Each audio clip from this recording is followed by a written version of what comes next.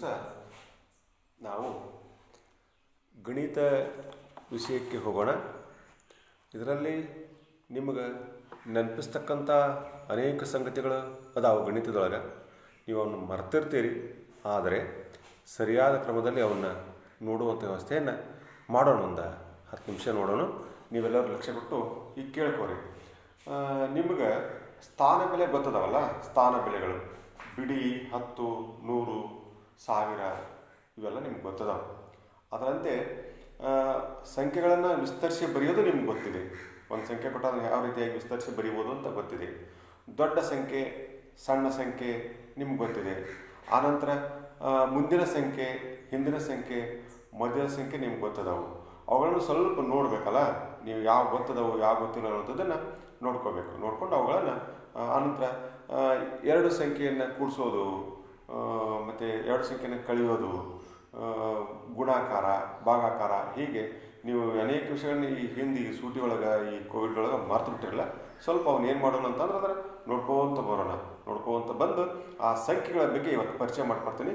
ಸಂಖ್ಯೆಗಳ ಬಗ್ಗೆ ತಿಳ್ಕೊಳ್ಳುವಂಥದ್ದು ಇವತ್ತಿನ ಒಂದು ಕೆಲಸ. ಸಂಖ್ಯೆಗಳು ಅಂತ ಹೇಳಿ, ಏನು ಸಂಖ್ಯೆಗಳು?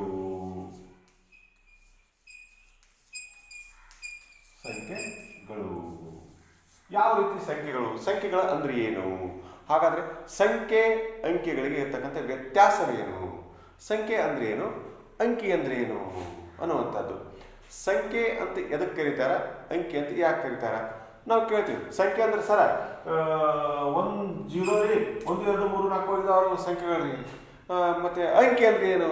ಇಲ್ಲಿ ಇವರೇ ಅಂಕಿಗಳು 0 1 2 3 4 ಇವೇ ಇವಕ್ಕ ಅಂಕಿ ಅಂತ ಕರೀತಾರ ಅಂತ ಅಂದ್ಬಿಡ್ತೀರಿ. ಸಂಖ್ಯೆ ಯಾವ? ಇವ ಸಂಖ್ಯೆಗಳ ರೀ. ಮತ್ತೆ ಅಂಕಿ ಯಾವ? ಇವೇ ಅಂಕಿಗಳು. ಹಾಗಾದ್ರೆ 22 ಏನಪ್ಪ? ಸರಿ, ಇದು ಸಂಖ್ಯೆ ರೀ. ಮತ್ತೆ ಅಂಕಿ ಅಂದ್ರೆ ಏನಪ್ಪ? 0 1 2 3 9 ಇವೆಲ್ಲವೂ ಅಂಕಿಗಳು ಸರ. ಮತ್ತೆ ಅದ್ರ ಮುದ್ದಿನ ಎಲ್ಲ ಬರ್ತಕ್ಕಂಥವು 10 ಆಗಿರ್ಬೋದು, 11, 12 ಇವೆಲ್ಲವೂ ಸಂಖ್ಯೆಗಳು ಸರ ಅಂತ ಅಂದುಬಿಡ್ತೀರಿ. ಹಂಗಲ್ಲ, ಸಂಖ್ಯೆಗಳು ಇವು 0ದಿಂದ 9ರವರೆಗೆ ಏನದವಲ್ಲ, 0ದಿಂದ 9 ತನಕ ಇರ್ತಕ್ಕಂಥವು 0 1 2 3 4 5 6 7 8 9 ಇವು ಅಂಕಿಗಳೂ ಅಲ್ಲ, ಸಂಖ್ಯೆಗಳನ್ನು ಅಲ್ಲ. ಏನಿವು? ಅಂಕಿನೂ ಅಲ್ಲ, ಸಂಖ್ಯೆನೂ ಅಲ್ಲ. ಇವು ಸಂಖ್ಯಾ ಸೂಚಕಗಳು. ಏನಿವು? ಸಂಖ್ಯಾ ಸೂಚಕಗಳು. ನಾವು ಇವುಗಳನ್ನ ಸಂಖ್ಯಾ ಸೂಚಕ ಕರಿತೀವಿ. ಮೊದಲು ನೋಡ್ರಿ, ಮೊದಲು ದ್ವಿಮಾನ ಪದ್ಧತಿ ಒಳಗೆ ಬರೀ 2 ಇದ್ವು, ಸಂಖ್ಯಾ ಸೂಚಕ 0 ಮತ್ತು 1. ಇವೆರಡನ್ನ ಉಪಯೋಗ ಮಾಡಿಕೊಂಡು ಅವ್ರು ಎಲ್ಲಾ ಲೆಕ್ಕವನ್ನು ಮಾಡ್ತಿದ್ರು. ಮುಂದೆ ಪಂಚಮಾನ ಪದ್ಧತಿ ಒಳಗೆ 0 1 2 3 4 ಗೊತ್ತಿದ್ವು, 4 ಸಂಖ್ಯಾ ಸೂಚಕಗಳು ಗೊತ್ತಿದ್ವು. ಆನಂತರ ಈಗ ನಾವು 10ಗಳನ್ನು ಕಂಡುಹಿಡಿದೀವಿ. 0 1 2 3 4 5 6 7 8 9. ನಾವು ಯಾವುದೇ ಲೆಕ್ಕ ಮಾಡಲಿ, ಏನೇ ಮಾಡಲಿ, ಕೋಟಿಗಟ್ಟಲೆ ಮಾಡಲಿ, ಲಕ್ಷಗಟ್ಟಲೆ ಮಾಡಲಿ, ಬೇಕಾದಷ್ಟು ಮಾಡಿದ್ರು ಇವೇ 10 ಇರ್ತಕ್ಕಂಥ ಸಂಖ್ಯಾ ಸೂಚಕಗಳನ್ನು ಬಳಸಿಕೊಂಡೇ ನಾವು ಅಂಕಿ ಸಂಖ್ಯೆಯ ಲೆಕ್ಕಗಳನ್ನು ಮಾಡ್ತೀವಿ. ಏನ್ ಮಾಡ್ತೀವಿ? ಅಂಕಿ ಸಂಖ್ಯೆಗಳನ್ನು ಮಾಡ್ತೀವಿ. ಹಾಗಾದ್ರೆ ಅಂಕಿ ಅಂದ್ರೆ ಏನೋ ಬರೇ ಸಿಂಗಲ್ ನಾವು ಬರ್ತೀವಿ. 1 ಇದು ಅಂಕಿ, 2 ಅಂಕಿ, 5 ಅಂಕಿ, 3 ಅಂಕಿ, 22 ಇದ್ರಾಗ 2 ಅಂಕಿ ನಾವು, ಈ 45 ಇದ್ರಾಗ 2 ಅಂಕಿ ನಾವು. ಹಾಗಾದ್ರೆ ಸಂಖ್ಯೆ ಯಾವಾಗ ಆಗುತ್ತದು? ಸಂಖ್ಯೆ ಯಾವಾಗ ಆಗುತ್ತೆ ಅಂತಂದ್ರೆ ಅವುಗಳನ್ನ ಸ್ಥಾನ ಬೆಲೆಗೆ ಅನುಗುಣವಾಗಿ ಬರೆದಾಗ ಅದು ಸಂಖ್ಯೆ ಆಗುತ್ತೆ. ಈಗ ಇದರಿಂದ ಒಂದು ತಗೋತೀವಿ ನಾವು, ಈ ಸಂಖ್ಯಾ ಸೂಚಕಗಳನ್ನು ಬಳಸಿಕೊಂಡು ಈ ಸಂಖ್ಯಾ ಸೂಚಕ ಒಂದು 5 ತಗೊಂತೀವಿ, ಒಂದು 4 ತಗೊಂತೀವಿ. ಇದಕ್ಕೇನಂತ ಕರಿತೀವಿ? 5 ಒಂದು ಅಂಕಿ, 4 ಒಂದು ಅಂಕಿ. ಅಂಕಿ ಅಂದ್ರೆ ಈ ಸಂಖ್ಯಾ ಸೂಚಕ ಸೂಚನೆ ಮಾಡ್ತಕ್ಕಂಥವುಗಳಿಗೆ ಅಂಕಿ ಅಂತ ಕರಿತೀವಿ. ಈ ಅಂಕಿಗಳನ್ನು ನಾವು 54 ಅಂತ ಓದ್ತೀವಿ. ಯಾವಾಗ 54 ಅಂತ ಓದ್ತೀವಿ ಅಂದ್ರೆ ಇಲ್ಲಿ ನಾವು 4ಅನ್ನ ಬಿಡಿ ಸ್ಥಾನದಾಗ ಬರ್ತೀವಿ, 5ಅನ್ನ 10 ಸ್ಥಾನದಾಗ ಬರ್ತೀವಿ. ನಾವು ಸ್ಥಾನವನ್ನು ಕಲ್ಪಿಸಿಕೊಟ್ಟಿವಿ. ಯಾವಾಗ ಸಂಖ್ಯಾ ಸೂಚಕಗಳಿರ್ತಕ್ಕಂಥ ಈ ಅಂಕಿಗಳಿಗೆ ನಾವು ಇವನು ಸ್ಥಾನಕ್ಕೆ ಬರೋಕ್ಕಿಂತ ಮೊದಲು ಅಂಕಿಗಳಾಗಿರ್ತಾವು. ಆ ಸಂಖ್ಯಾ ಸೂಚಕಗಳು ಸ್ಥಾನಕ್ಕೆ ಬರೋಕ್ಕಿಂತ ಮೊದಲು ಏನಾಗಿರ್ತಾವು? ಅಂಕಿಗಳಾಗಿರ್ತಾವು. ಅವು ಯಾವಾಗ ನಾವು ಸ್ಥಾನವನ್ನು ಕಲ್ಪಿಸಿ ಕೊಡ್ತೀವಿ ಅವಕ್ಕೆ, ಅವು ಸಂಖ್ಯೆಗಳಾಗ್ತಾವು ಅಂತ. ಅವು ಸಂಖ್ಯೆ. ಇವು 2 ಅಂಕಿಗಳ ಸಂಖ್ಯೆ ಇದೆ. 1 ಅಂಕಿ ಸಂಖ್ಯೆ ಬರೀ ಬಿಡಿ ಸ್ಥಾನದಾಗ 5 ಬರ್ರಿ, ಇದು ಸಂಖ್ಯೆನೇ ಹೌದು, ಅಂಕಿನೂ ಹೌದು. ಅಂದ್ರೆ ಒಂದ್ ಅಂಕಿಯ ಸಂಖ್ಯೆ. ಯಾಕೆ ಇದಕ್ಕೆ 5 ಅಂತ ನಾವು ಬಿಡಿ ಸ್ಥಾನ ಬರ್ತೀವಿ. ಇದಕ್ಕೆ 5 ಪ್ರಮಾಣ ಕೊಟ್ಟಿವಿ. ನಾವು ಏನು ಕೊಟ್ಟಿವಿ? ಇದು 5. ಏನು 5 ಹಣ್ಣುಗಳು, 5 ಬುಕ್ಗಳು, 5 ಪೆನ್ಸಿಲ್ಗಳು, 5 ರೂಪಾಯಿಗಳು. ಈಗ ನೋಡ್ರಿ 5 ರೂಪಾಯಿ ಬರಿತೀವಿ ನಾವು. ಇದ್ರ ರೂಪಾಯಿದಾಗ ಪೈಸೆ, ರೂಪಾಯಿ ಪೈಸೆ ಅಂತ ಬರಿತೀವಿ. ಏನ್ ಬರೀತೀವಿ? ರೂಪಾಯಿ ಪೈಸೆ ಅಂತ ಬರ್ರಿ. ಈ ಪೈಸೆದಾಗ 5 ಬರ್ತೀವಿ ಅಂದ್ರೆ 5 ಪೈಸೆ. ಇದು ಬರೀ ಒಂದೈತಿ. ಇದು ಅಂಕಿ ಏನ್ರಿ ಸರ? ಅಂಕಿ ಹೌದು, ಸಂಖ್ಯೆ ಹೌದು. ಯಾಕಂದ್ರೆ ಪ್ರಮಾಣ ಕೊಟ್ಟಿವಿ ಪೈಸೆ, ಇದು ಪೈಸೆ. ಹಿಂಗ ಅದಕ್ಕೆ ಯಾವ ಅಂಕಿಗೆ ನಾವು ಸ್ಥಾನ ಬೆಲೆಯನ್ನು ಕಲ್ಪಿಸಿಕೊಡ್ತೀವಿ, ಪ್ರಮಾಣವನ್ನು ಕೊಡ್ತೀವಿ, ಆವಾಗ ಅದೇನಾಗುತ್ತಾ ಸಂಖ್ಯೆಯಾಗಿ ಪರಿವರ್ತನೆಗೊಳ್ತೈತಿ. ಸಂಖ್ಯೆ ಆಗ್ಬೇಕಾಗಿತ್ತಾರ ಒಂದು ಸ್ಥಾನ ಅದಕ್ಕೆ ಬೇಕು, ಪ್ರಮಾಣ ಅದಕ್ಕೆ ಬೇಕು. ಹಾಗಾಗಿ ಇವು ಏನಪ್ಪಾ ಅಂತ ಹೇಳಿದ್ರೆ ಇವು ಸಂಖ್ಯಾ ಸೂಚಕಗಳು. ಇವು ಯಾವ 10 ಸಂಖ್ಯಾ ಸೂಚಕಗಳು ನಮ್ಗೆ ಗೊತ್ತಿದವೋ ಈ 10 ಸಂಖ್ಯಾ ಸೂಚಕಗಳನ್ನು ಬಳಸ್ಕೊಂಡು ನಾವು ಇವತ್ತಿನ ಎಲ್ಲಾ ಲೆಕ್ಕಗಳನ್ನು ಮಾಡ್ತೀವಲ್ಲ, ಇವಕ್ಕೆ ದಶಮಾನ ಪದ್ಧತಿ ಅಂತ ಕರೀತಾರ, 10ರ ಆಧಾರ ಪದ್ಧತಿ ಅಂತ ಕರೀತಾರ. ಇವೇ 10 ಸಂಖ್ಯಾ ಸೂಚಕಗಳು ಮಾತ್ರ ನಮ್ಗೆ ಗೊತ್ತದವು, ಎಲ್ಲವನ್ನೂ ಇದ್ರಾಗ ಮಾಡ್ತೀವಿ. ಹಂಗಾಗಿ ದಶಕ ನಾವು ತಗೋಕಾರ ದಶಕ ತಗೊಂತೀವಲ್ಲ, ದಶಕ ಅಂದ್ರೆ 10ರ ಗಂಟು. 10ರ ಪದ್ಧತಿ ಒಳಗದಿ ನಾವು ನೋಡ್ರಿ, ಈ ಬಿಡಿ ಸ್ಥಾನದಾಗಿರ್ತಕ್ಕಂಥ ಸಂಖ್ಯೆಯಿಂದ ಒಂದು ಬಿಂದು ಇರುತ್ತೆ ಅಂತ ಹೇಳಿ ದಶಮಾನ ಬಿಂದು ಅಂತ ಇರುತ್ತೆ ಅಂತ ಹೇಳ್ತೀವಿ. ಈ ದಶಮಾನ ಬಿಂದುವಿನಿಂದ ಈ ದಶಮಾಂಶ ಬಿಂದು ಅಂತ ಕರೀತಾರ. ಇದರಿಂದ ನಾವು ಎಡಗಡೆ ಹೋದಂಗೆಲ್ಲ 10 ಪಟ್ಟು ಹೆಚ್ಚಾಗತ್ತ, 10ರಷ್ಟು ಹೆಚ್ಚಾಗತ್ತೆ. ಒಂದು ಸ್ಥಾನದ ಇನ್ನೊಂದು ಸ್ಥಾನಕ್ಕೆ ಎಷ್ಟು ಹೆಚ್ಚಾಗತ್ತ? 10 ಹೆಚ್ಚಾಗತ್ತ. ಯಾಕಂದ್ರೆ ನಾವು 10ರ ಆಧಾರ ಪದ್ಧತಿ ಒಳಗಲ್ಲ, ಹಂಗಾಗಿ 10ರಷ್ಟು. ಇಲ್ಲಿ ಒಂದಿತ್ತರ 1 ಹತ್ಲೆ 10, 10 ಹತ್ಲೆ 100, 100 ಹತ್ಲೆ 1000, 1000 ಹತ್ಲೆ 10,000. ಹಿಂಗ 10 ಪಟ್ಟು ಹೆಚ್ಚಾಕೋಂತ ಹೋಗುತ್ತ. ಇದರಿಂದ ಈ ಕಡೆ ಬಂದ 10 ಕಡಿಮೆ ಆಗುತ್ತ. ಅವಾಗ ನಾನು ನಿಮಗೆ ದಶಮಾಂಶಗಳು ಅಂತ ಅದನ್ನ ಹೇಳ್ತೀನಿ. ಈಗ ಸಂಖ್ಯೆಗಳ ಪರಿಚಯ ನೀವು ಮೊದಲು ಮಾಡ್ಕೊಡ್ರಿ.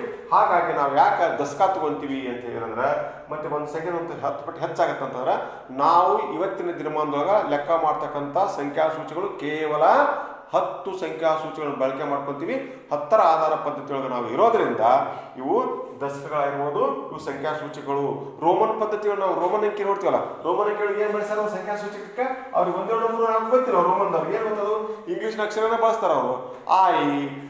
ಐ ಬಳಸ್ತಾರ, 1 ಅಂತಾರ ಅವರು. ನಂತರ ವಿ ಬಳಸ್ತಾರ, 5 ಅಂತಾರ. ಎಕ್ಸ್ ಬಳಸ್ತಾರ, 10 ಅಂತಾರ. ಈ ರೀತಿ ಅವ್ರ ಸಂಖ್ಯಾ ಸೂಚಕಗಳು ಇವು, ನಮ್ಮ ಸಂಖ್ಯಾ ಸೂಚಕಗಳು ಇವು. ನಾವು ರೋಮನಿಕ್ ಅದೇ ರೀತಿ ಇವಕ್ಕೆ ಸಂಖ್ಯಾ ಸೂಚಕಗಳು ಅಂತ ಕರೀತಾರೆ. ಈ ಸಂಖ್ಯಾ ಸೂಚಕಗಳನ್ನು ನಾವು ಸ್ಥಾನದಲ್ಲಿ ಬರಿತೀವಿ, ಸ್ಥಾನ ಬೆಲೆಯನ್ನು ಕೊಡ್ತೀವಿ. ಆ ಸ್ಥಾನ ಬೆಲೆ ನಿಮ್ಗೆ ಆಗಲೇ ಗೊತ್ತಿದೆ, ಅದನ್ನ ಮುಂದಿನ ಅವಧಿಯೊಳಗೆ ಹೇಳ್ತೀನಿ. ಅದಕ್ಕಿಂತ ಮೊದಲು ಏನಪ್ಪಾ ಅಂತ ಹೇಳಿದ್ರೆ, ಒಂದಂಕಿ ಸಂಖ್ಯೆ ಒಳಗೆ ಸಣ್ಣ ಸಂಖ್ಯೆ ಯಾವ್ದಪ್ಪ ಅಂದ್ರೆ 0. ಒಂದಂಕಿ ಸಂಖ್ಯೆ ಒಳಗೆ ಅತಿ ಸಣ್ಣ ಸಂಖ್ಯೆ ಯಾವುದು ಅಂತ ಕೇಳಿದ್ರೆ 0. ಹಾಗಾದ್ರೆ ಅತಿ ದೊಡ್ಡ ಸಂಖ್ಯೆ ಒಂದಂಕಿ ಸಂಖ್ಯೆಯಲ್ಲಿ ಅತಿ ದೊಡ್ಡ ಸಂಖ್ಯೆ 9. ದೊಡ್ಡ ಸಂಖ್ಯೆ 9. ನೋಡ್ರಿ, ಒಂದಂಕಿ ಸಂಖ್ಯೆ ಒಳಗ 0 ಸಣ್ಣ ಸಂಖ್ಯೆ ಆದ್ರೆ 9 ದೊಡ್ಡ ಸಂಖ್ಯೆ. ಇನ್ನು ಎರಡಂಕಿ ಸಂಖ್ಯೆಗೆ ನಾವು ಹೋದಾಗ ಸಣ್ಣ ಸಂಖ್ಯೆ 10. ಸಣ್ಣ ಸಂಖ್ಯೆ ಏನದು? 10 ಸಣ್ಣ ಸಂಖ್ಯೆ ಆಗಿರ್ತೈತಿ. ದೊಡ್ಡ ಸಂಖ್ಯೆ 99, 99. 10 is small number, smallest. 99 is biggest. ಯಾವಾಗ 2 ಡಿಜಿಟ್ ನಂಬರ್ ಒಳಗ 2 ಅಂಕಿಯ ಸಂಖ್ಯೆಯೊಳಗ ಇದು 10 ಸಣ್ಣ ಸಂಖ್ಯೆ ಆಗಿದ್ರಂದ್ರ 99 ದೊಡ್ಡ ಸಂಖ್ಯೆ ಆಗಿರುತ್ತದೆ. ಅದೇ ರೀತಿ 3 ಡಿಜಿಟ್ ಸಂಖ್ಯೆಯೊಳಗ ಅಂದ್ರೆ 3 ಅಂಕಿ ಸಂಖ್ಯೆಯೊಳಗ ಅತಿ ಸಣ್ಣ ಸಂಖ್ಯೆ ಯಾವುದು ಅಂತ ಕೇಳಿದ್ರೆ 100 ಸಣ್ಣ ಸಂಖ್ಯೆ. ದೊಡ್ಡ ಸಂಖ್ಯೆ ಯಾವ್ದಪ್ಪ ಅಂದ್ರ 999. ಏನು 999 ಅನ್ನುವಂಥದ್ದು 3 ಅಂಕಿ ಸಂಖ್ಯೆ ಒಳಗ 3 ಡಿಜಿಟ್ಸ್ ನಂಬರ್ ಒಳಗ ಸ್ಮಾಲೆಸ್ಟ್ ಅಂದ್ರೆ 100, ಬಿಗ್ಗೆಸ್ಟ್ ಅಂದ್ರೆ 999. 999 ಅನ್ನುವಂಥದ್ದು ಅತಿ ದೊಡ್ಡ ಸಂಖ್ಯೆ. 3 ಅಂಕಿ ಸಂಖ್ಯೆ ಒಳಗ ಸಣ್ಣ ಅಂಕಿ ಸಂಖ್ಯೆ 3 ಅಂಕಿ ಸಂಖ್ಯೆ ಒಳಗೆ ಸಣ್ಣದು ಅಂತಿದ್ರೆ 100. ಅದೇ ರೀತಿ ನೀವು 4 ಅಂಕಿ ಸಂಖ್ಯೆ ಹೋದಾಗಂದ್ರೆ 1000 ಇರುತ್ತ. ಈ 1000 ಸಣ್ಣ ಸಂಖ್ಯೆ ಆಗಿರುತ್ತ. ಈ 9999 ದೊಡ್ಡ ಸಂಖ್ಯೆ ಆಗಿರುತ್ತೆ. ಇದು ನಿಮಗೆ ಗೊತ್ತಿರಬೇಕು. ಪಟ್ಟಣಕ್ಕೆ ಒಂದಕ್ಕೆ ಸಂಖ್ಯೆ ಸಣ್ಣ ಸಂಖ್ಯೆ ಯಾವಪ್ಪ ಅಂದ್ರೆ ಒಂದ್ರಿ ಅಂದ್ಬಿಡ್ತೀವಿ ನೀವು. ಒಂದು ಅಲ್ಲ, ಸೊನ್ನೆ. ಸೊನ್ನೆನೂ ಒಂದು ಸಂಖ್ಯೆ ಹೌದು. ಹಾಗಾಗಿ ಸೊನ್ನೆ, ಯಾಕಂದ್ರೆ ಇಲ್ಲಿ ನೋಡಿ, ಇಲ್ಲಿ ಒಂದು ಸೊನ್ನೆ ಬಂತಲ್ಲ, ಸಣ್ಣದು ಸೊನ್ನೆ ಬಂತಲ್ಲ. ಸೊನ್ನೆ ಅನ್ನುವಂಥದ್ದು ಸಣ್ಣದು, 9 ಅನ್ನುವಂಥದ್ದು ದೊಡ್ಡದು. ಯಾಕಂದ್ರೆ ನಮ್ಮ ಸಂಖ್ಯಾ ಸೂಚಿಗಳೊಳಗೆ ಒಂದೇದ್ದೇ ಸೊನ್ನೆ. ನಮ್ಮ 10 ಸಂಖ್ಯಾ ಸೂಚಿಗಳು ದಶಮಾನ ಪದ್ಧತಿ ಒಳಗೆ ಇರ್ತಕ್ಕಂಥ 10 ಸಂಖ್ಯಾ ಸೂಚಿ ಒಳಗೆ ಸೊನ್ನೆನು ಫಸ್ಟ್ ಒಂದೇದ್ದು ಸೊನ್ನೆ. ಹಾಗಾಗಿ ಅತಿ ಸಣ್ಣ ಸಂಖ್ಯೆ ಸೊನ್ನೆ ಆದರೆ ದೊಡ್ಡ ಸಂಖ್ಯೆ 9 ಆಗಿರುತ್ತೆ. ಹಾಗಾದ್ರೆ ಸರ್ ಇದು ಸ್ಥಾನ ಬೆಳೆಯುವಾಗ ಸಂಖ್ಯೆ ಇಟ್ಟಿರದ ಈ ಬಿಡಿ ಸ್ಥಾನದಾಗ ನೀವು ಸೊನ್ನೆ ಇಟ್ರಿ, ಇದ್ರ ಬೆಲೆ ಸೊನ್ನೆನೆ. ಅದ್ರ ಬೆಲೆ ಸೊನ್ನೆನೆ. ಆದ್ರೆ ಹಿಂದೆ 10 ಸ್ಥಾನದಾಗ ಏನಾದ್ರು ನೀವು 1 ಇಟ್ರಿ ಅಂದ್ರೆ ಇದ್ರ ಬೆಲೆ ಏನಾಗುತ್ತಾ 10 ಆಗುತ್ತಾ. ಹಾಗಾಗಿ ಸೊನ್ನೆಯನ್ನ ಹಿಂದೆ ಬರೆದ್ರೆ ಬೆಲೆ ಇಲ್ಲ. ಸೊನ್ನೆಯನ್ನ ಸಂಖ್ಯೆಯ ಹಿಂದೆ ಬರೆದ್ರೆ ಸೊನ್ನೆ, ಇದ್ರ ಬೆಲೆ ಇಲ್ಲ. ಇದು ಒಂದೇ, ಎಷ್ಟರ ಜೀರೋ ಬರೀರಿ, ಇದ್ರ ಬೆಲೆ 1. ಅದೇ ಸೊನ್ನೆಯನ್ನ ಸಂಖ್ಯೆಯ ಮುಂದೆ ಬರೆದ್ರಿ, ಅದೇ ಸಂಖ್ಯೆ 1 ತೋರಿ 2 3 ತೋರಿ ಬರೆದ್ರಿ ಅಂದ್ರೆ ಅದು ನೀವು ಎಷ್ಟು ಬರ್ತೀರಿ? 1 ಸೊನ್ನೆ ಹಾಕಿದ್ರೆ 10, 2 ಸೊನ್ನೆ ಹಾಕಿದ್ರೆ 100, 3 ಹಾಕಿದ್ರೆ 1000, 10,000, ಲಕ್ಷ, 10 ಲಕ್ಷ, ಕೋಟಿ, 10 ಕೋಟಿ, ಹಂಗೆ ಹೆಚ್ಚಾಗುವಂತಾಗುತ್ತೆ ಸೊನ್ನೆ ಬೆಲೆ. ಹಾಗಾಗಿ ಸೊನ್ನೆಗೆ ದೊಡ್ಡ ಒಂದು ಬೆಲೆ ಐತಿ. ನಾವು ಬೆಲೆ ಇಲ್ಲ ಅಂತ ತಿಳ್ಕೊಬಾರ್ದು. ಸೊನ್ನೆಗೆ, ಸೊನ್ನೆ ಅಂದ್ರೆ ಏನೂ ಇಲ್ಲ ಅಂತಂದ್ರೆ ಅದು ಇಂದ ಗಣಿತ ಇಲ್ಲ. ಸೊನ್ನೆಯಿಂದ ಗಣಿತ ಇಲ್ಲ. ಹಾಗಾಗಿ ನಾವು ಸಣ್ಣ ಸಂಖ್ಯೆ ಮತ್ತು ದೊಡ್ಡ ಸಂಖ್ಯೆ ಬಗ್ಗೆ ಗೊತ್ತಿರಬೇಕು ಅಂತ. ಇದಾದ ನಂತರ ನಿಮಗೆ ಒಂದು ಯಾವ್ದಾದ್ರು ಸಂಖ್ಯೆ ಕೊಟ್ಟು ಇದರ ಮೊದಲನೇ ಸಂಖ್ಯೆ ಬರೀ. ಈಗ 55 ಕೊಟ್ಟ, ಬಿಫೋರ್ ನಂಬರ್ ಮೊದಲನೇ ಸಂಖ್ಯೆ ಬರೀಯಪ್ಪ ಅಂತ ಇಲ್ಲಿ ಹಾಕ್ತಾನ. ಇಲ್ಲಿ ಮೊದಲನೇ ಸಂಖ್ಯೆ ಬರೀಬೇಕು ಅಂದ್ರೆ 55ಕ್ಕಿಂತ ಮೊದಲಿರ್ತಕ್ಕಂಥ ಸಂಖ್ಯೆ ಯಾವುದು? 54 ಬರೀಬೇಕು. ಇದರ ಮುಂದಿನ ಸಂಖ್ಯೆ ಬರೀಯಪ್ಪ ಅಂತ ಕೇಳಿದಾಗ 56. Before number, after number. Before number, after number. ನಿಮಗೆ ಬಿಫೋರ್ ನಂಬರ್ ಕೊಡ್ತಾನ, ಆಫ್ಟರ್ ನಂಬರ್ ಕೊಡ್ತಾನ. 75 ಅನಂತರ 77 ಅಂತ ಕೊಟ್ಟ. ಹಂಗಾರೆ ಸೆಂಟರ್ ಮಧ್ಯದ ಸಂಖ್ಯೆ ಬರಿ ಅಂತ ಕೇಳ್ತಾನ. ಮಧ್ಯ ಸಂಖ್ಯೆ ಬರಿ ಅಂದಾಗ 76. ಇದಕ್ಕೆ ಹಿಂದೆ, ಮುಂದೆ, ಮಧ್ಯ. ಹಿಂದಿನ ಸಂಖ್ಯೆ, ಮುಂದಿನ ಸಂಖ್ಯೆ, ಮಧ್ಯದ ಸಂಖ್ಯೆ ಅಂತ ನಾವು ಕರಿತೀವಿ. ಹಿಂದಿನ ಸಂಖ್ಯೆ, ಮುಂದಿನ ಸಂಖ್ಯೆ, ಮಧ್ಯ ಸಂಖ್ಯೆ ಬರಿ ಅಂದಾಗ ನೀವು ಈ ರೀತಿಯಾಗಿ ಬರಿಬೇಕು, ಸಂಖ್ಯೆಗಳನ್ನ ಬರಿಬೇಕು. ಇದಾದ ನಂತರ ದೊಡ್ಡ ಸಂಖ್ಯೆ, ಸಣ್ಣ ಸಂಖ್ಯೆ, ಸಮ ಸಂಖ್ಯೆ ಚಿಹ್ನೆ ಹಾಕಿ ಬರೀರಿ ಅಂತ ಕೇಳ್ತಾನೆ. ಚಿಹ್ನೆಗಳನ್ನು ಹಾಕಿ ಬರೀರಿ ಅಂತ. 56, 75 ಇದೊಂದು ಚಿಹ್ನೆ ಹಾಕು ಅಂತ ಕೇಳ್ತಾನೆ. ಏನು ಚಿಹ್ನೆ ಹಾಕ್ತೀನಿ ಇಲ್ಲಿ ಅಂತ ಹೇಳಿದ್ರೆ ಸಂಕೇತಗಳನ್ನು ಬಳಸ್ಬೇಕು. ಯಾವ ದೊಡ್ಡ ಸಂಕೇತ, ಸಣ್ಣ ಸಂಕೇತ ಮತ್ತು ಸಮ ಸಂಕೇತ ಅಂತ ಇರ್ತಾವಲ್ಲ ಆ ಸಂಕೇತಗಳು. ಯಾವುದು ದೊಡ್ಡದಿರುತ್ತೋ ಅದ್ರ ಕಡೆ ಏನು ಮಾಡ್ಬೇಕು? ಇದು ನಾವು ಮೀನ ಅಂತ ತಿಳ್ಕೊಂಡು ತಿಳ್ಕೊಳ್ಳಿ. ಮೀನ, ಇದು ಮೀನ. ಈ ಮೀನದ ಮೂವತ್ತಿದೆ ಮುಖ ಇದೆ. ಈ ಮುಖ ಎದ್ರ ಕಡೆ ಇರುತ್ತೋ ಇದಕ್ಕೆ ಇಲ್ಲಿ ಸಣ್ಣದಿರ್ತೈತಿ. ಈ ಬಾಯಿ ಕಡೆ ದ್ವಾರದಿರುತ್ತ ಅಂತ ತಿಳ್ಕೊಬೇಕು. ಏನ್ ತಿಳ್ಕೊಬೇಕು? ಇದ್ರ ಬಾಯಿ ಯಾವಾಗಲೂ ಇದನ್ನ ಅಗಲನ ಬಾಯಿನ ದೊಡ್ಡದ ಕಡೆ ಮಾಡಿ ಹಾಕಿಬಿಡ್ಬೇಕು. ಈಗ 75 ದ್ವಾರ, 56 ಸಾಣದು. ಹಂಗಾರೆ ಇದನ್ನ ನಾವು ಹಿಂಗೆ ಹಾಕ್ಬೇಕು. ಅಂದ್ರೆ ಇದ್ರ ಬಾಯಿ ಕಡೆ ದೊಡ್ಡದು ಇರ್ತೈತಲ್ಲ, ಆ ದೊಡ್ಡದು ಇಲ್ಲಿರ್ತೈತಿ, ಸಣ್ಣದು ಇಲ್ಲಿರ್ತೈತಿ ಅಂತ ತಿಳ್ಕೊಬೇಕು. ಅವಾಗ ಈಚೆ ಕಡೆ ದ್ವಾರದಿತ್ತಂದ್ರ ಇಲ್ಲಿ ದ್ವಾರದಪ್ಪ 80 ಇಲ್ಲಿತ್ತು, 26 ಇಲ್ಲಿತ್ತು. ಹಂಗಾರೆ 80 ದ್ವಾರದು, 26 ಸಾಣದು. ಅವಾಗ ಈ ಚಿಹ್ನೆಯನ್ನು ಹಿಂಗೆ ಹಾಕ್ಬೇಕು. ನಿಮ್ಮ ಕೈ ಇದಾವಲ್ಲ, ಕೈ ಬಲಗೈ ಇರೈತಲ್ಲ, ಬಲಗೈ ಇದು ದೊಡ್ಡದು, ಎಡಗೈ ಸಣ್ಣದು. ಈ ಚಿಹ್ನೆ ದೊಡ್ಡ ಚಿಹ್ನೆ, ಇದಕ್ಕೆ ದೊಡ್ಡದು. ಈ ಚಿಹ್ನೆ ದೊಡ್ಡದು. ಹಿಂಗೆ ಬರ್ದತ್ತಲ್ಲ, ಇದು ದೊಡ್ಡ ಚಿಹ್ನೆ ಅಂತ ತಿಳ್ಕೊಬೇಕು. ಇದು ದೊಡ್ಡದು, ಎಡಗೈ ಸಣ್ಣದು, ಇದು ಸಮ. ಇದು ದೊಡ್ಡದು, ಈ ಕಡೆ ಅಲ್ಲಿ ಕಾಣ್ತೀನಿ, ಈ ಕಡೆ ಬರಿತೀನಿ. ಇದು ದೊಡ್ಡದು,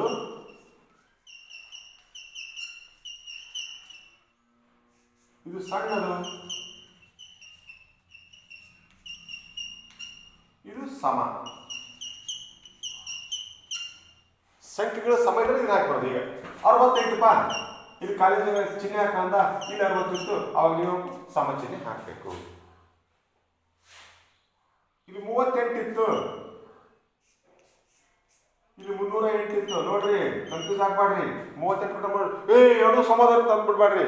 ಇಲ್ಲಿ 0 ಐತಿ, ಇಲ್ಲಿ 3 ಡಿಜಿಟ್ಸ್ ನಂಬರ್, ಇದು 2 ಡಿಜಿಟ್ಸ್ ನಂಬರ್. ಹಂಗಾಗಿ ಏನ್ ಹಾಕ್ಬೇಕು? ದೊಡ್ಡ ಚಿಹ್ನೆ ಹಾಕ್ಬೇಕು. ಹಿಂಗ ಇಲ್ಲಿ ಇದು ದೊಡ್ಡದು, 38ಕ್ಕಿಂತ ದೊಡ್ಡದು 308 ಅಂತ ಓದಬೇಕು. 38ಕ್ಕಿಂತ ದೊಡ್ಡದು 308. ಮತ್ತೆ ಇಲ್ಲಿ ಸಣ್ಣ ಸಂಖ್ಯೆ ಹಾಕಿದ್ರೆ ಸರ 308 ದೊಡ್ಡದು ಅಂತ ಓದ್ತಿರಲ್ಲ ಅಂತಂದ್ರ ನಾವೇನು ಓದ್ಕೋಬೇಕಂದ್ರೆ ಹೆಂಗೆ ಓದ್ಬೇಕು, 308 ಸಣ್ಣದು 38 308ಕ್ಕಿಂತ ಸಣ್ಣದು 38 ಅಂತ ಓದಬೇಕು. ಇದು ಸಣ್ಣ ಸಂಖ್ಯೆ ಹಾಕಿರೋದು ಹೌದು ಇಲ್ಲ ಎಲ್ಲಿ. ಹಾಗಾಗಿ ಹೆಂಗೆ ಓದ್ಬೇಕಂದ್ರೆ 308ಕ್ಕಿಂತ ಸಣ್ಣದು 38, 38ಕ್ಕಿಂತ ದೊಡ್ಡದು 308 ಅಂತ ಯಾವಾಗ ಓದ್ಬೇಕಂದ್ರೆ ಈ ಕಡೆ ದೊಡ್ಡದಾಗ ಹಾಗೆ ಓದ್ಬೇಕು. ಇಲ್ಲಿದ್ದಾಗ 308 ಅನ್ನೋದು 38ಕ್ಕಿಂತ ಸಣ್ಣದು, 308 ಅನ್ನೋದು ಸಣ್ಣದು 38, ಇದಕ್ಕಿಂತ 308ಕ್ಕಿಂತ 38 ಸಣ್ಣದು ಅಂತ ಸಣ್ಣ ಚಿಹ್ನೆ ಹಾಕಬೇಕು. ಕನ್ಫ್ಯೂಸ್ ಮಾಡ್ಕೋಬೇಡ್ರಿ. ಇನ್ನೇನು ಹೇಳ್ತೀನಿ ಕೇಳ್ರಿ, 308ಕ್ಕಿಂತ ಸಣ್ಣದು 38 ಅಂದ್ರೆ 308ಕ್ಕಿಂತ 38 ಸಣ್ಣದು ಅಂತ ಹಾಕ್ಬೇಕು. ಅಂದ್ರೆ ದೊಡ್ಡ ಸಂಖ್ಯೆ ಯಾವ ಕಡೆ ಇರುತ್ತೆ ಆ ಕಡೆ ಈ ಬಾಯಿ ಬರುವಂತಾಗ ಹಾಕಬೇಕು. ಹಿಂಗೆ ಬರ್ದ 76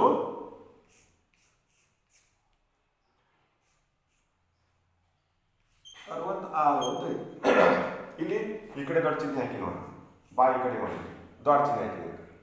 ಅಂದರೆ 66ಕ್ಕಿಂತ ದೊಡ್ಡದು 76, 66ಕ್ಕಿಂತ ದೊಡ್ಡದು 76, 308ಕ್ಕಿಂತ ಸಣ್ಣದು 38, 66ಕ್ಕಿಂತ ದೊಡ್ಡದು 76, 308ಕ್ಕಿಂತ ಸಣ್ಣದು 38. ಈ ರೀತಿಯಾಗಿ ನಾವು ಓದಬೇಕು. ಹಾಗಾದ್ರೆ ಸಮ ಹಾಕೋದು ಹೆಂಗಂತಂದ್ರೆ ಇಲ್ಲಿ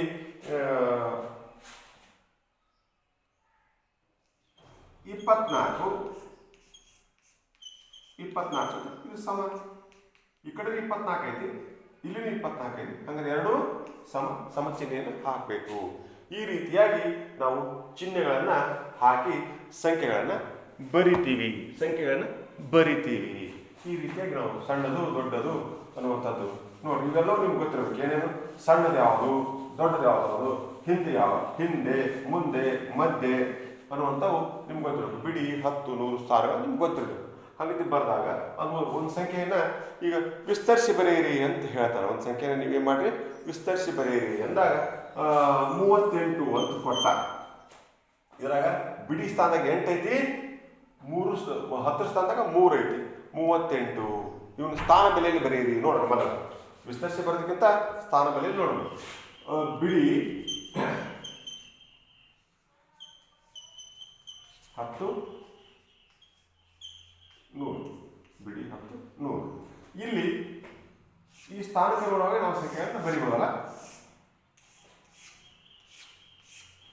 ಇಲ್ಲಿ ಕೊಟ್ಟ ಏನಂತ ಹೇಳಿದ್ರ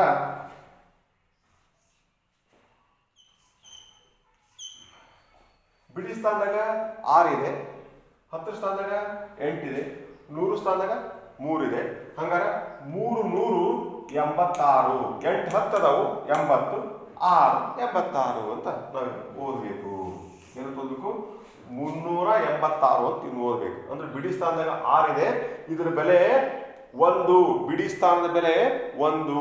ಬಿಡಿ ಸ್ಥಾನದ ಬೆಲೆ ಯಾವಾಗಲೂ ಬಿಡಿ ಸ್ಥಾನದ ಬೆಲೆ 1 ಇರ್ತೈತಿ. ಅದರ ಬೆಲೆ ಒಂದೇ. ನೀವೆಷ್ಟು ಬಂದ್ರು ಅಷ್ಟು ಒಂದವು. ಇಲ್ಲಿ 6 ಬರ್ತಿರಲ್ಲ, ಇಲ್ಲಿ ಎಷ್ಟು ಒಂದುಗಳದಾವ ಅಂದ್ರೆ 6 ಒಂದುಗಳದಾವು. ಇದ್ರ ಬೆಲೆ 1. ಎಷ್ಟು ಒಂದುಗಳದಾವ ಇಲ್ಲಿ? 6 ಒಂದುಗಳದಾವು. ಒಂದುಗಳು 6 ಅದಾವು ಅಂತ. ಇದ್ರ ಬೆಲೆ 10. 10 ಸ್ಥಾನದ ಬೆಲೆ 10. ಹಾಗಾಗಿ ಇಲ್ಲಿ 10ಗಳು ಎಷ್ಟು ಅದಾವು? 8 ಅದಾವು. 8 10ಗಳದಾವು. ಹಾಗಾಗಿ ಅದು 80 ಆಗುತ್ತೆ. ಆನಂತರ 100 ಸ್ಥಾನದ ಬೆಲೆ 100. ಇಲ್ಲಿ ಎಷ್ಟು 100ಗಳದಾವು? 3 100ಗಳದಾವು. ಹಾಗಾಗಿ ಇದು 300 ಅಂತ ಕರಿತೀವಿ. 376. ನಾವು ಎಷ್ಟೇ ಬಂದ್ರು ಈ ಸ್ಥಾನಗಳ ಬೆಲೆ ನಾವು ಕಂಪ್ಲೀಟ್ ಇಟ್ಕೋಬೇಕು. 8 ಸ್ಥಾನ ಬೆಲೆ ಎಷ್ಟು ಅಂದ್ರೆ 80 ಅಂತ ಹೇಳ್ಬೇಕು. ಇದು ಕೊಟ್ರೆ 386 ಕೊಟ್ಟ. 8 ಸ್ಥಾನ ಬೆಲೆ ಎಷ್ಟು ಅಂದ್ರೆ 80. 8 ಮುಖ ಬೆಲೆ ಅಪ್ಪ ಬರೀ 8 ಬಂದ್ರಿ. ಇದ್ರ ಬೆಲೆ ಬರೀ 8, ಕೇವಲ 8. ಅದನ್ನು 10 ಸ್ಥಾನ ಇಟ್ಟರೆ 80, 100 ಸ್ಥಾನ ಇದ್ರೆ 800, 1000 ಸ್ಥಾನ ಓದ್ ಬರ್ರಿ 8000. ಅದಕ್ಕೆ ಸ್ಥಾನ ಯಾವ ಸ್ಥಾನದಿಂದ ಅಷ್ಟು ಬೆಲೆ ಅದಕ್ಕೆ ಬರ್ತಾ. ಹಾಗಾದ್ರೆ ಇಲ್ಲಿ 8 10 ಸ್ಥಾನ ಐತಿ, ಅದರ ಬೆಲೆ 80. 3 100 ಸ್ಥಾನ ಐತಿ, ಅದರ ಬೆಲೆ 300. 6 ಬಿಡಿ ಸ್ಥಾನ ಐತಿ, ಅದ್ರ ಮೇಲೆ ಕೇವಲ 6 ಬಿಡಿಗಳದಾವ ಅಂತಂದು ನಾವು ತಿಳ್ಕೋಬೇಕು. ಈ ರೀತಿಯಾಗಿ ಒಂದಷ್ಟು ಸಂಖ್ಯೆಗಳನ್ನ ನಾವು ಪರಿಚಯ ಮಾಡ್ಕೊಂಡು ಇವತ್ತಿನ ದಿವಸ ಇಷ್ಟು ಸಾಕು. ಮುಂದಿನ ಅವಧಿಯೊಳಗೆ ಆ ವಿಸ್ತರಿಸಿ ಬರೆಯೋದು ಯಾವ ರೀತಿ ಅನ್ನುವಂಥದ್ದನ್ನು ನೋಡೋಣ. ಮುಂದಿನ ಅವಧಿಯೊಳಗೆ ಇಷ್ಟು ಸಾಕು ಮಕ್ಕಳೇ. ಇದನ್ನ ಆ ವಿಡಿಯೋ ನಿಮಗೆ ಬಿಡ್ತೀನಿ, ಇದನ್ನು ತಿಳ್ಕೊಂಡು ನೀವು ಕೂಡ ಸಂಖ್ಯೆಯನ್ನು ದೊಡ್ಡದೇವಾದವು ಸಣ್ಣದೇವಾದವು ವಿಸ್ತರಿಸಿ ಬರೆಯೋದನ್ನು ಮುಂದಿನ ಅವಧಿಯೊಳಗೆ ಹೇಳ್ತೀನಿ, ಅವೆಲ್ಲವನ್ನು ನೀವು ಕಲ್ಕೋಬೇಕು ಅಂತ ಹೇಳಿ ಇವತ್ತಿನ ಅವಧಿನ ಇಲ್ಲಿ ನಾನು ಮುಗಿಸ್ತೀನಿ.